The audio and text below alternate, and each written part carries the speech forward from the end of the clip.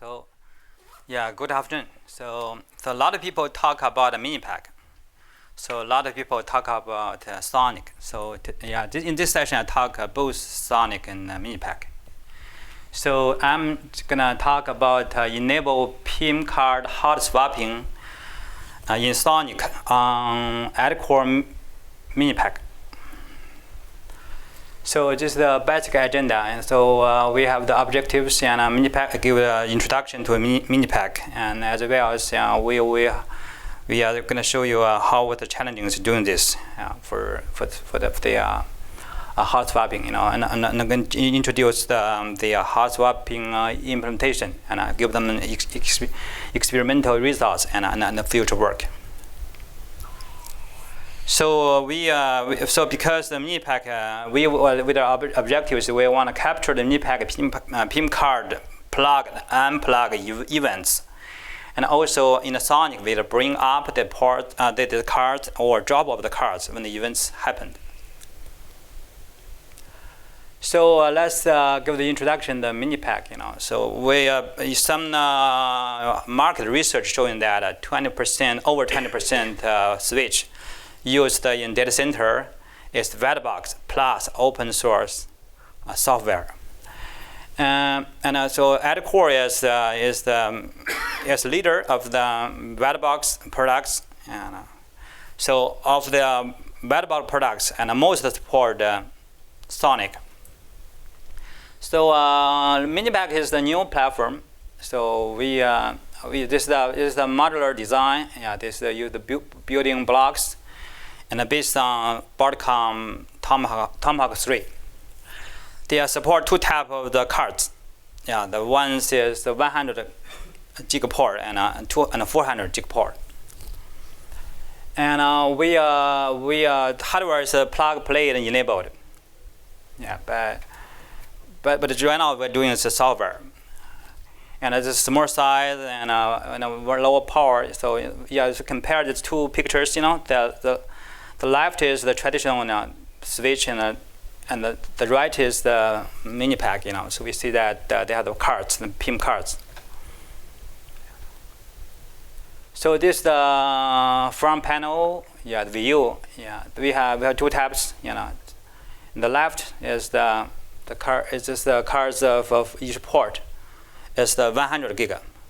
The right is 400 gig port. Both have the 8 cards.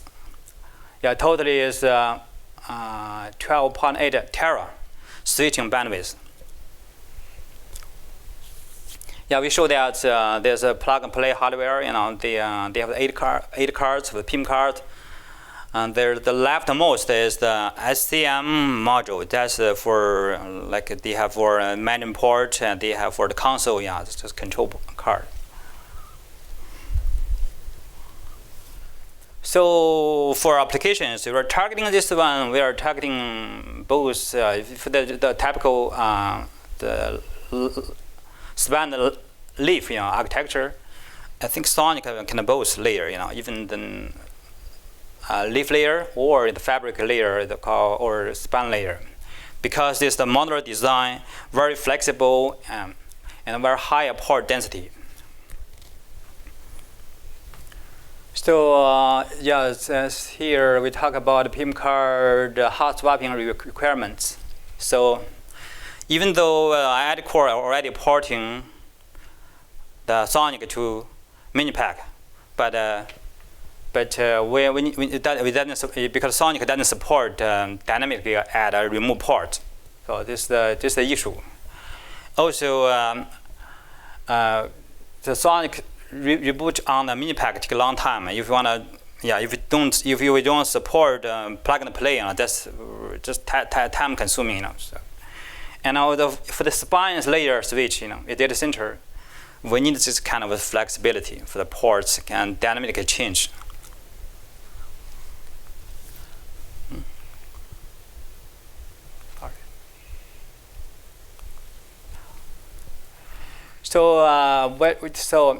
First the challenge is because events detect the events. So I think Linux have the UDAV. UDAV typically detects events happened. But for the PIM card, we didn't have this mechanism there. So it's challenging for if we cannot use the link UDL.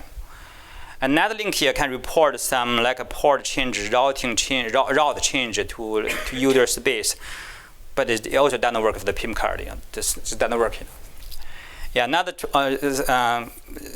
we can try is Broadcom style SDK.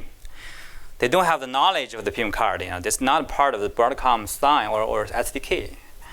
So finally, we decided to use the polling, IOB, LPGA, to detect is that the card existing or what tap the card. So you also have the other options, the BMC, like BMC thing, EEPROM, but still not good. We tried it. That doesn't good. Some very slow. So yeah, we will detect events. We use polling.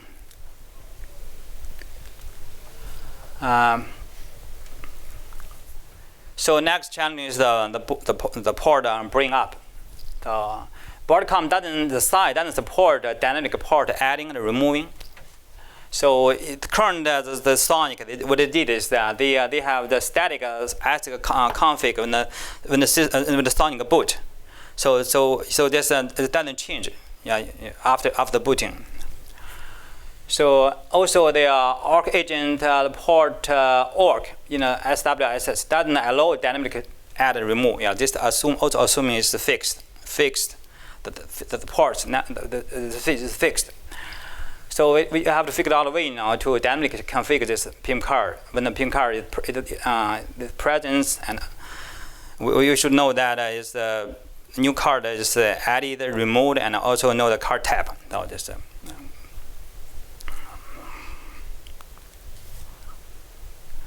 So two things. One is what you should detect the events. Second is that we want to take action for the events.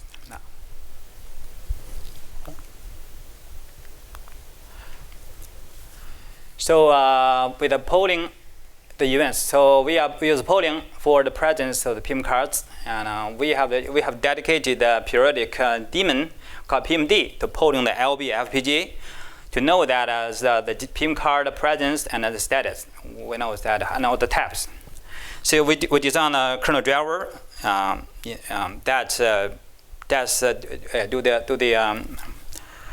talk to the hardware to know that is the card is there and also the tap. They need to download the firmware to PIM card. When you the card plug in, download the firmware to PIM card, and then call the installation routine if the card are inserted. So we also call the next step is called the ready database and the think routine to add the new ports of the PIM card to the config database. Also, we need to select the red lines or for this based on the card tab, either 100 gig or 400 gig. The different lane numbers.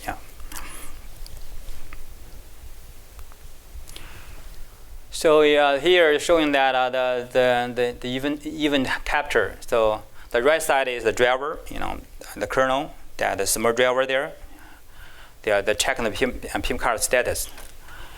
And the left side is the PIM daemon.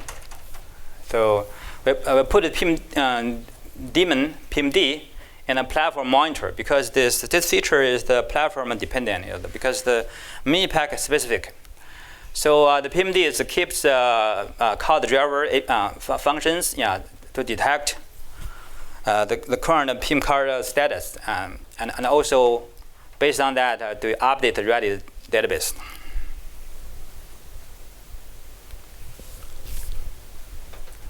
So because the sign so far the Broadcom side doesn't support the on-the-fly add and remove port, so we make some change to the sign. That is, we make a change to the breakout, currently existing, inside, to support port the add and remove port. So in SWSS, we modify the port syncd to make it handle port removing, and also we change the org agent to allow the calling side port add remove API for the Broadcom ASICs.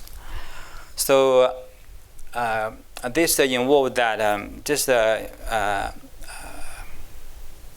part, okay. Yeah, this change but both in the site, also in the ARC agent, SWSS both. We need to change the code there.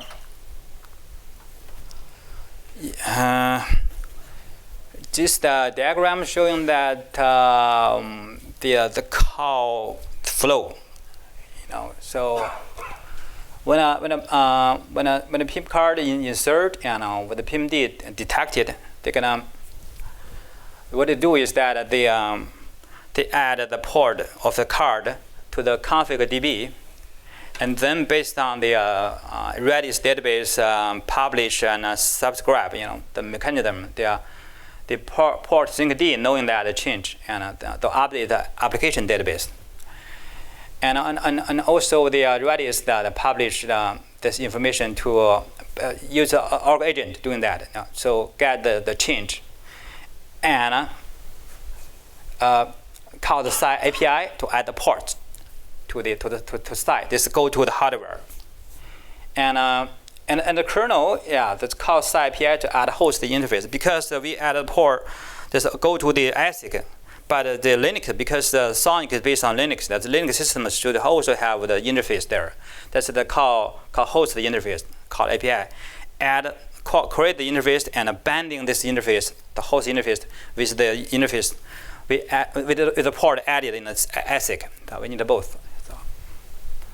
So in the existing code and SONiC, we don't have this kind of call site API to add a port there, because they're fixed.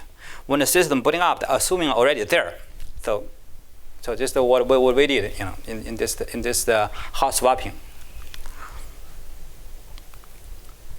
Here is kind of a port mappings, port name mapping and a lane mapping, because each time when, for example, the PIM1 card 1, just for 100 gig port, we have 16 ports. And for if you use the 400 gig port, this is the card. This should be the 4 ports. We have to map the names, also map the lanes, the ASIC lanes. That's we in the solver here we create a table for that. Based on table, we look up the table, decide, follow these rules. Here it shows some kind of a result, testing result. Experience. Right now we have a PIM6, PIM7 present, 2 cards. We look at the system folder, their directory. We see that they have totally 32 interface, the ports.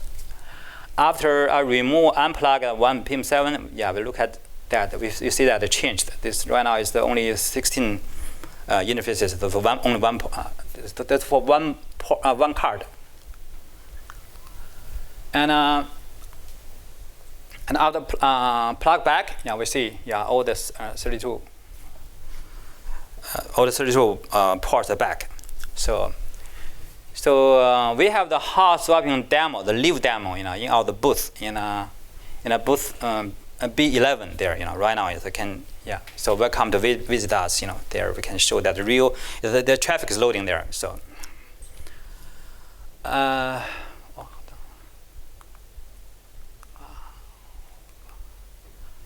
just talking future works.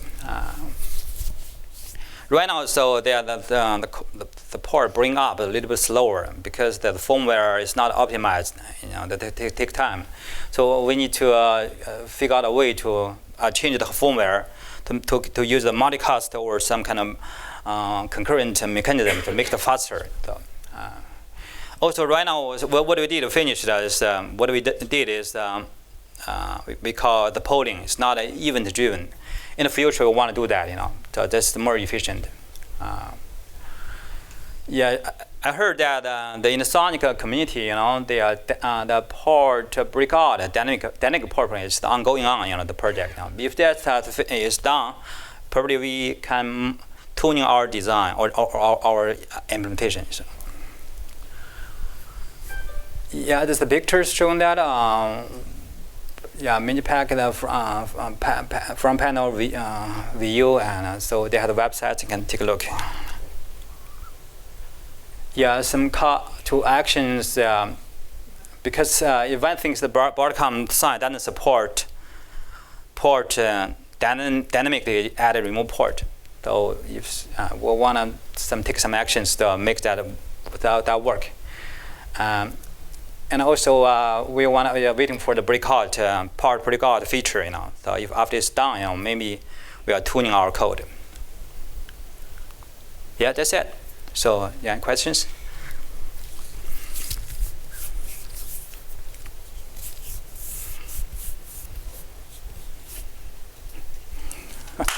Okay, thank you. What's the feature? Yeah.